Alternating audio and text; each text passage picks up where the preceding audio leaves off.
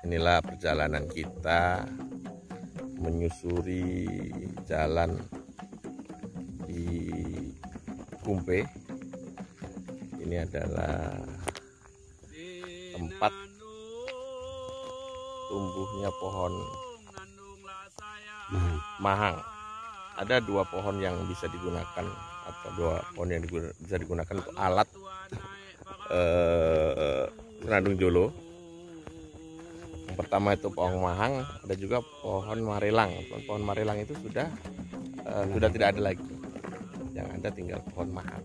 Ini kegiatan dokumentasi karya pengetahuan maestro ini kira-kira apa dampaknya untuk generasi muda, khususnya di Kelurahan Tanjung, Kabupaten Kecamatan Kumpe.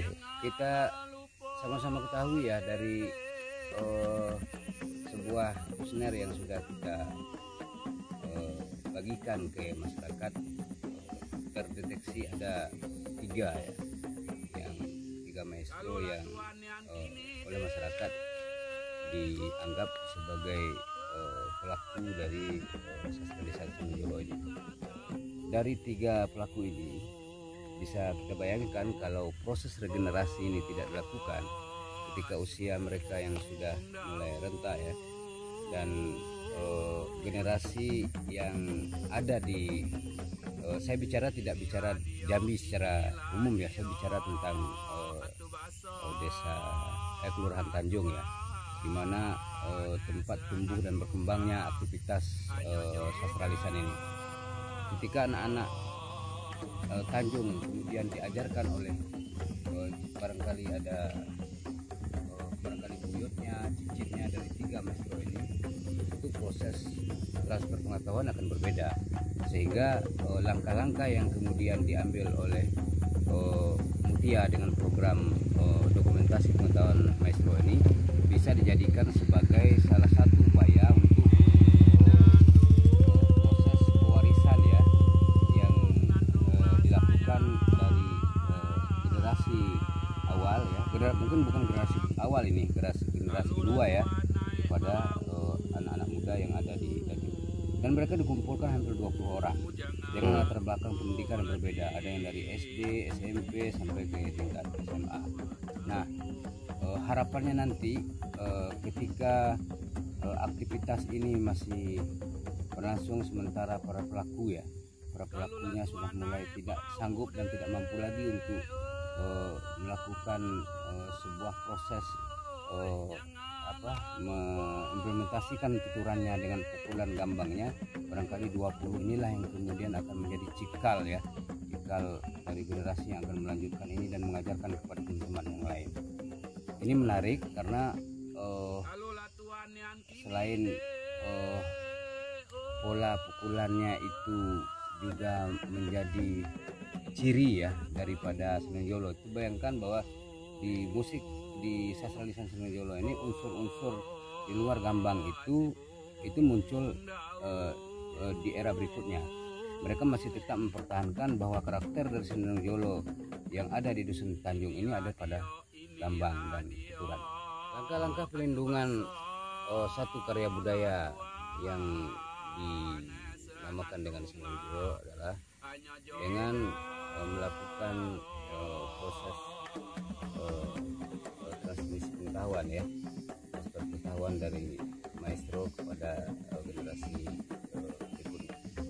Dalam proses yang dilakukan oleh Mutia Lestari Juhas ini, satu di antara solusi ya yang diberikan untuk upaya regenerasi penutur. Regenerasi penutur dimaksudkan adalah tahapan yang dilakukan oleh saudari Mutia dengan program dokumentasi pengetahuan maestro ini, mulai dari proses pengambilan bahan untuk digunakan sebagai alat musik seperti pengambilan kayu, sampai dari proses pembuatan yang dilakukan oleh anak-anak muda ya, anak-anak muda yang ada di Tanjung, yang kemudian proses pembuatan alat musik ini didampingi juga oleh para maestronya. Lalu setelah itu secara perlahan mereka pun mengajarkan tentang beberapa bait pantun ya, yang kemudian ditutupkan sebagai bagian dari pengiring aktivitas bergambang atau alat musik gambang. Nah, barangkali kegiatan yang dilaksanakan oleh Mutia ini menjadi model ya, menjadi model kalau seandainya dalam sudut pandang akademiknya ya, kita menduga bahwa Saudara Jolo ini dengan jumlah penutur dan jumlah regenerasi yang masih bisa memainkan dan menuturkan Saudara Jolo, prediksi sementara ini mengalami kemunduran. Nah, langkah-langkah yang kemudian diambil oleh Mutia dengan melalui program dokumentasi pengetahuan Maestro Danau Indonesiana ini, saya pikir menjadi solusi juga ya, sebagai tawaran bagi pemerintah provinsi yang pada hari ini saya pikir memiliki tanggung jawab yang cukup besar dalam upaya pelestarian dan pengembangan karya-karya budaya yang ada di setiap kampung-kampung seperti satu di antaranya di Cianjur. Kenapa demikian? Hal ini tentu terkait dengan sebuah regulasi ya, yang sudah disusun, yang sudah disidangkan dengan baik, seperti ada perda ya yang mengatur tentang ini, yang diambil dari Perda 7 tahun 2013 yang pada tahun 2022 ini mengalami perubahan.